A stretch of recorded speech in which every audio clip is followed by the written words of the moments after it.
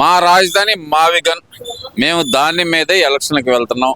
మావిగన్ ఇష్టమైన వాళ్ళు జగన్మోహన్ రెడ్డికి ఓటేస్తారు, అమరావతి ఇష్టమైన వాళ్ళు చంద్రబాబు నాయుడుకి ఓటేస్తారు. తేల్చి చెప్పేశారు జగన్మోహన్ రెడ్డి గారు. ఏంటంటారు? మావిగన్లో ఏముంది, అమరావతిలో ఏం లేదనుకోవాలంటారు. ఇప్పుడు ఆయన చెప్పే దాంట్లో నాకే కొత్తగా అనిపించట్లా. ఇప్పుడు ఉన్న రాజధాని పేరు మారుస్తానంటాడు అంతే. మావిగారు అంటే మచిలీపట్నం ఎక్స్ట్రా కలుపుతున్నాడు అంతే కదా ఆయన మాట్లాడింది. మచిలీపట్నం ఎటు కలిసిపోద్ది. ఇప్పుడు మనం హైదరాబాద్ చూస్తున్నాము, ఎల్బీ నగర్ ఉంది, ఎలా కలిసింది?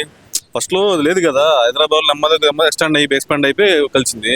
మచిలీపట్నం కూడా కలవాల్సిందే, వేరే ఆప్షన్ లేదు. ఇప్పుడు ఇటు నుంచి ఇటు స్ప్రెడ్ అవుతున్నప్పుడు అది కూడా కలవాల్సిందే కదా. కలిసిద్ది, వాళ్ళ కాదు రేపు కలిసిద్ది.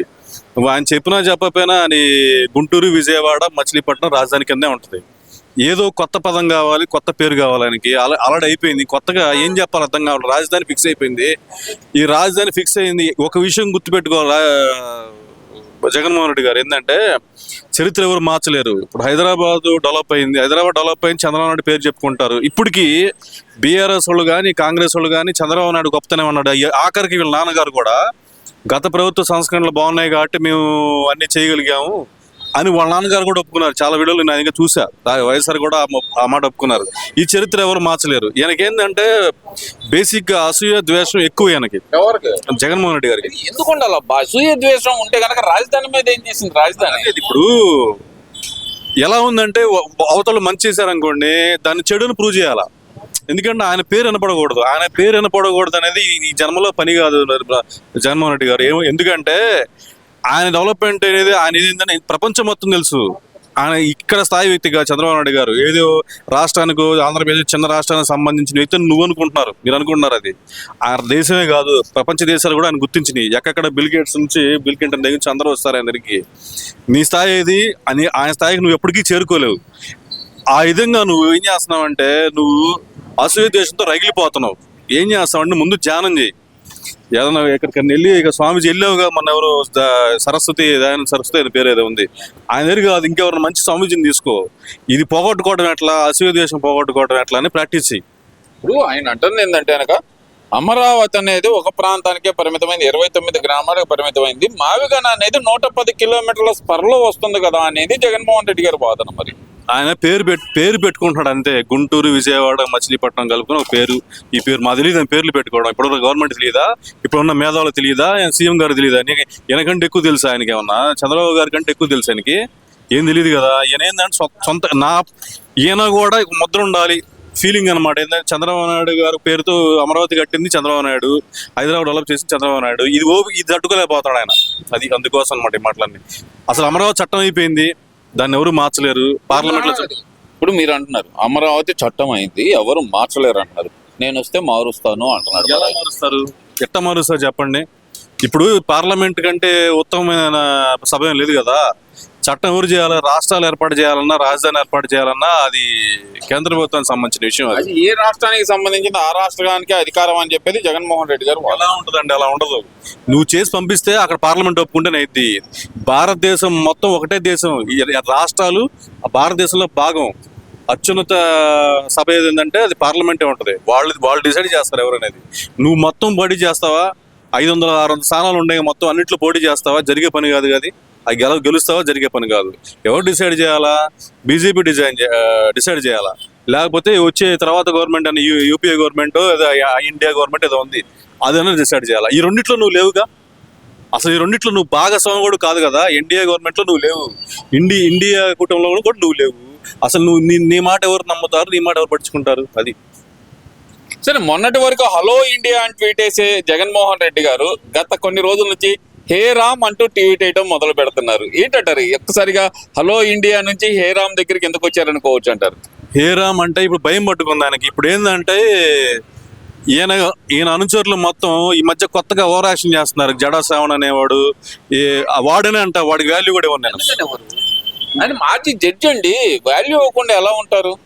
జడ్జి అయితే ఇట్లా ఈ స్థాయికి దిగజారండి. ఇప్పుడు ఎవరిని పడితే వాళ్ళని పార్లమెంట్ లో ఎంపీని పట్టుకుని పందిని మాట్లాడటం, ఇలా పిచ్చిగా మాట్లాడుతాడు కదా. అలాంటి వాడికి వాల్యూ అవసరం లేదు. ఇక మనం ఇప్పుడు అవతల మర్యాద ఇస్తే మనం మర్యాద ఇస్తాం. వాడికి ఇంక మర్యాద ఇచ్చేది ఏంది? ఆ పనికి మాలినోడికి ఏదో చాలా మాట్లాడుతున్నాడు వాడు. నిన్న మొన్న వీడియోలు చూసాం.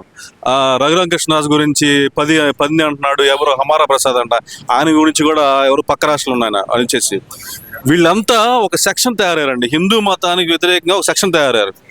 ఈ సెక్షన్ వాళ్ళు జగన్మోహన్ రెడ్డి మద్దతు కోసం ట్రై చేస్తున్నారు. ఇప్పుడు ఎక్కడైతే తగులుకుంటుందని భయపడిపోయి ఇప్పుడు హేరామ్ అంటున్నాడు జగన్మోహన్ రెడ్డి గారు. ఎందుకంటే ఆయన భయం పట్టుకుంది. ఇప్పుడు ఇక్కడ ఓవర్ యాక్షన్ చేస్తే ఎత్తికెళ్ళి కూర్చోబెడతారు లోపల బీజేపీ గవర్నమెంట్. అక్కడ పైన సెంట్రల్ గవర్నమెంట్ చూస్తారు కోదు, నీ ఇష్టం వచ్చినట్టు చేస్తాం, హిందూ మత వ్యతిరేకం చేస్తానంటే బీజేపీ గవర్నమెంట్ మొత్తం కేసులు బయట తీసి లోపల కూర్చోబెడతారు. ఆ భయంతో ఇప్పుడు హేరామ్ అంటాడు ఆయన. అదే అంటారా? లేదంటే నాకు జలా శ్రావణ్ గారిది ఆడియో లీక్, దాంట్లో జగన్మోహన్ రెడ్డి గారు నాకు ఇది ఇస్తా అన్నారు, డిప్యూటీ సీఎం పోస్ట్ నాకే అని చెప్పారు, హామీ ఇచ్చారని చెప్పి ఏదైతే ఆడియో లీక్ వచ్చిందో దానికి భయపడి అనుకోవాలంటారా? అది ఏ కారణమైనా కావచ్చు, అదైతే భయం పట్టుకుంది ఆయనకి. ఎక్కడైతే హిందూ వ్యతిరేక, ఇప్పుడు గుర్తుపెట్టుకోవాల్సిన విషయం ఏంటంటే అన్ని రాజకీయ పార్టీలు హిందువులకు వ్యతిరేకంగా ఎవరైతే ఉంటారో వాళ్ళు డెఫినెట్గా ఓడిపోతారు. హిందువులకి వ్యతిరేకంగా ఎవరైతే ఉంటారో వాళ్ళు వ్యతిరేకంగా ఉంటే వాళ్ళు ఓడిపోతారు ఆటోమేటిక్గా. ఇప్పుడు ఆ విషయంలో జాగ్రత్తగా ఉన్నాడు. ఈ విషయం మనకు అర్థమైంది జగన్మోహన్ రెడ్డికి. అది మరి ఇక్కడ చూస్తే కనుక ఏంటంటారు, సడన్ గా జగన్మోహన్ రెడ్డి గారు ఈ మావిగన్ అంశాన్ని లేవనెత్తడం కానీ, రాష్ట్రంలో శాంతి భద్రతలు ఇవ్వంటూ హేరామ్ అంటూ ట్వీట్లు వేయటం కానీ, ఎందుకని సడన్ గా ఈ మార్పులన్నీ వస్తున్నాయి అనుకోవచ్చు అంటారు? ఆయన ఒక ప్లాన్ చేస్తున్నారండి. ఆ ప్లాన్ బెడిసి కొట్టింది. బెడిసి కొట్టి ఇప్పుడు రివర్స్ అయింది అనమాట. రివర్స్ అయింది. దీని నుంచి తప్పించుకోవడానికి హేరామ్ అన్న మాట్లాడుతున్నాడు. అది బీజేపీ గవర్నమెంట్కి వెళ్ళింది అనుకోండి, ఇంక ఈ అనవసరం తీసి లోపలికి వేద్దాం ఇంక అనుకున్నారు అనుకోండి, పరిస్థితి దారుణంగా ఉంటుంది. అందుకే తెలుసు కాబట్టి ఇప్పుడు హేరామ్ అనే పదాలు ఇప్పుడు జాగ్రత్తగా మాట్లాడుతున్నాడు. భయం పట్టుకుంది మళ్ళీ. లేదంటే హిందూ సెక్షన్ ఆఫ్ ఓటర్లని దగ్గర చేసుకోవడానికి ఎవరండి హిందూ సెక్షన్ ఆఫ్ ఓటర్లు ఆయన దగ్గర అవడం జరిగే పని కాదు. ఎందుకంటే అమరావతి రైతులు ఈయన ఆడవాళ్ళు ఇళ్లలోంచి బయట లాక్కొచ్చి కొట్టాడు. మర్చిపోవాలా. ఎవరైనా గుర్తుపెట్టుకోవాల్సిన విషయం ఏంటంటే హిందూయిజంలో ఆడవాళ్ళ జోలికి వస్తే వదిలిపెట్టరు. ఆడవాళ్ళ జోలికి వచ్చి ఏమైనా అగాత్యాలు చేస్తే వాడు హిందూ కింద కాదు, వాడు ఖచ్చితంగా హిందూ వ్యతిరేక అవుతాడు. ఇప్పుడు ఆయన ఏం చేశాడు, కనకదుర్గ మాత గుడికి వెళ్ళడానికి తయారైన వాళ్ళని కొట్టించాడు పోలీసుల చేత. గుడికి వెళ్తారా అని కొట్టించాడు. రథం తగలబడింది, వాళ్ళ మీద యాక్షన్ తీసుకోవాలా. తర్వాత కొడాలని ఏమన్నాడు, తగలబడితే ఏంటి, హనుమంతుడు చేతులు పోతే ఏంటి అన్నాడు. తర్వాత అక్కడ ఒక చోట గుడిలో రాముడు తల తీసేశారు. ఇవన్నీ ఆయన హయాంలో జరిగినప్పుడు ఆయన నవ్వుకున్నాడు తప్పితే ఎవరి మీద యాక్షన్ తీసుకోవాలా. అంటే ఏంటి, ఈయన సపోర్ట్ ఉన్నట్టేగా. మేము ఎందుకు అంటున్నామంటే ఆ మాట, ఆయన యాక్షన్ తీసుకోలేదు కాబట్టి ఆయన ఉన్నాడు అనుకోవాల్సి వస్తుంది అనమాట, అనుమానించాల్సి వస్తుంది. ఓవరాల్ గా చూస్తే కనుక గత వారం 10 రోజుల నుంచి జరుగుతున్న పరిణామాలు, మావిగన్ దగ్గర నుంచి ఇప్పుడు హేరామ్ వరకు ఎలా చూడాలంటారు ఆయన ప్రస్థానాన్ని? మొదటి రోజు మావిగన్ అన్నారు, మరుసటి రోజు విజయవాడ అన్నారు. మొదటి రోజు వచ్చేసి హలో ఇండియా అన్నారు, తర్వాత రోజు వచ్చేసి హేరామ్ అన్నారు. హలో ఇండియా అంటే ఇండి కూటమికి వెళ్తుందని చెప్పి భావంతో హేరామ్ అన్నారా, లేదంటే కనుక మావిగన్ అనే పదాన్ని జనాల్లో టేజర్ వదలటానికి ఇదంతా చేశారనుకోవచ్చు అంటారా? ఆయన ట్రయల్స్ చేస్తున్నాడు అనమాట. ఇవాళ ఈ పదం మాట్లాడే జనాలు ఏమనుకుంటున్నారు, రేపు ఇంకొక పదం మాట జనాలు అనుకుంటున్నారు. జనాలు దేని కొట్టేసి దాని వైపు వెళ్దాం అని ప్రయోగాలు చేస్తున్నాడు. ఆ ప్రయోగాలు చేసి పిచ్చోడు అంటారు. ఈ ప్రయోగాలు అనుకోరు. జనాలు ఏమనుకుంటారంటే ఇదేదో మెదస్థిమితం కోల్పోయారు అనుకుంటున్నారు. అది జరుగుతుంది అక్కడ. ఆయన వాస్తవం తెలియాలిగా, ప్రజలు అనుకున్నా తెలియాలిగా. ప్రజలు ఏమనుకుంటారంటే ఆయన గురించి ఏంది రోజుకు రకంగా మాట్లాడుతున్నాడు, మధ్యస్థిమితం ఉందా లేదా అనే ఫీలింగ్లోకి వచ్చేసారు. అది. Thank you.